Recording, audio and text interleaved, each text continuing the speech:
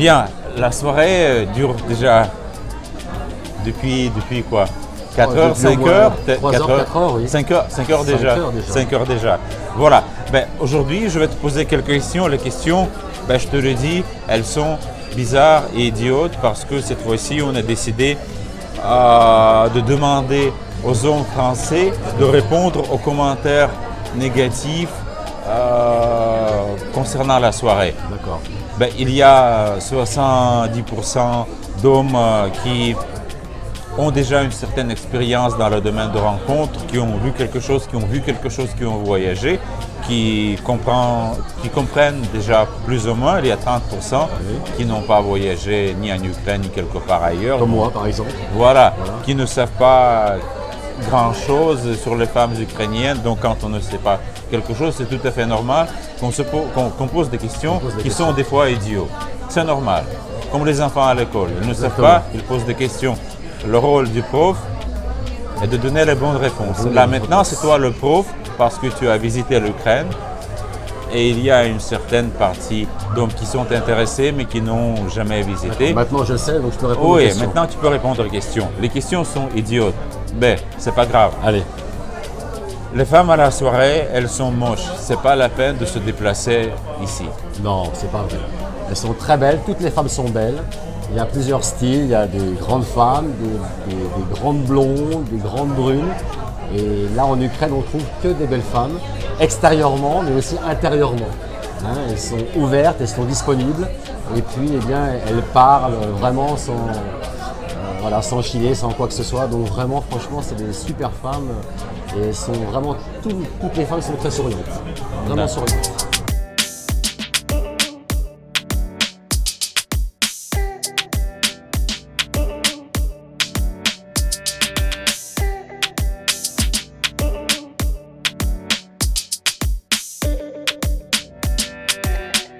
Ces femmes-là cherchent des papiers français, canadiens. Non, pas du tout.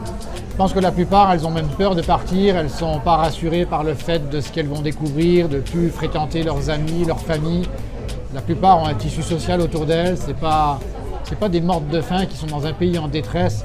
Elles recherchent avant tout de l'amour parce qu'ici, elles sont en surnombre par rapport aux hommes qui se comportent d'une façon bizarre avec elles souvent. Ont tendance un peu à boire ou à les tromper. Et elles cherchent plutôt quelqu'un de fiable sur qui s'appuyer. Pour ça, elles sont prêtes à faire pas mal de concessions, dont celle de quitter leur pays, d'apprendre un nouveau langage. C'est pas une mince affaire de quitter tout ça. Et non, je pense que dans une soirée comme ça, en tout cas, la majorité sont sérieuses. Après, il y a quelques femmes qui sont venues là et qui n'ont pas vraiment conscience de ça. On se rend compte en discutant avec elles. Et ça, c'est pas de la responsabilité de l'agence. On peut pas être dans la tête des gens pour savoir ce qu'ils pensent. Mais je pense que la majorité sont vraiment sérieuses dans leur démarche.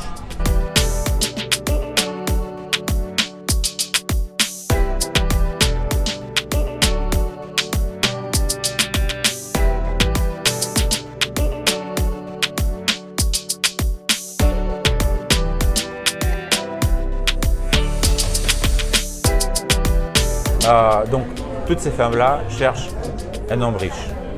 Est-ce que tu es riche? Non, loin de là. Mais bon, peut-être que je suis riche d'affection.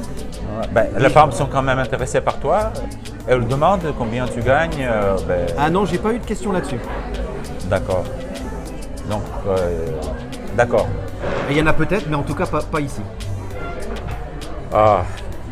Prochaine question, ce sont des putes. Déjà, je sais pas.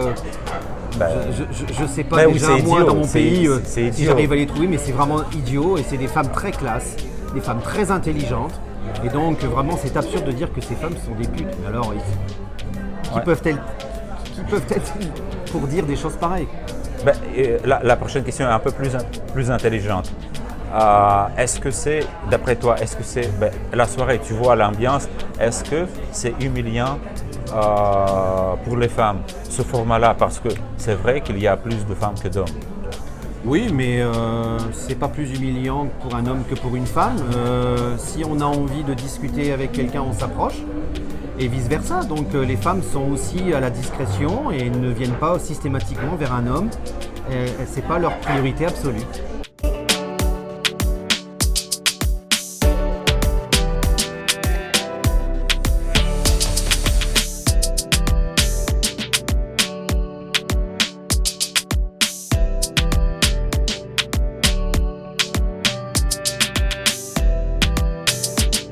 Attention, quatrième question. Oui. Ce sont des putes qui N'importe viennent, quoi. qui se prostituer. Non, c'est n'importe quoi. Ce sont des filles très bien. D'ailleurs, j'aimerais qu'il y en ait plus comme ça là où j'habite. Voilà. Ben, s'il y en a plus comme ça, je fais faillite. C'est vrai, c'est vrai, c'est vrai.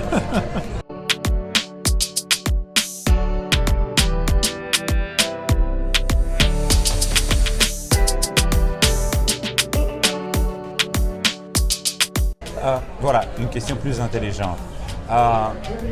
Ce format de soirée où il y a plus de femmes que d'hommes, c'est humiliant pour les femmes. Alors ça crée peut-être un petit litige par rapport au nombre d'hommes, parce que c'est vrai que les femmes ont des désirs un peu particuliers au niveau des critères de l'homme et puis leur façon de voir, de percevoir le français en particulier. Et je pense que il y aurait... Non, c'est un équilibre au final. Il y a un équilibre. C'est bien, je pense.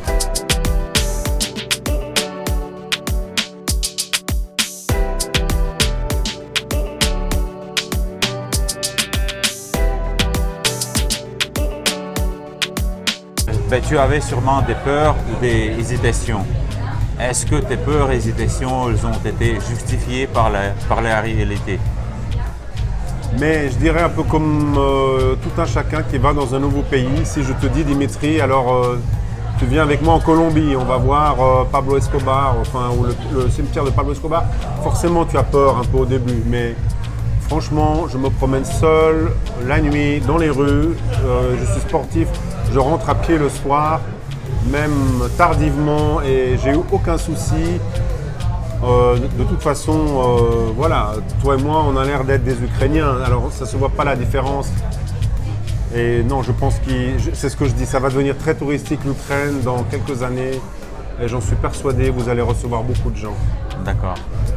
Est-ce que tu conseillerais cette soirée à tes compatriotes? Mais bien sûr, c'est une soirée organisée dans un très bel endroit.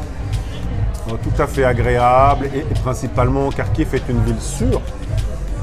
J'ai fréquenté plusieurs restaurants, il y a deux beaux musées au centre-ville, un parc fantastique et un parc d'attractions au centre-ville comme on a presque nulle part en Europe, si ce n'est à Helsinki, avec des manèges et tout plein d'activités à faire. Et je pense que Kharkiv est une ville qui gagne à être connue de tout point de vue.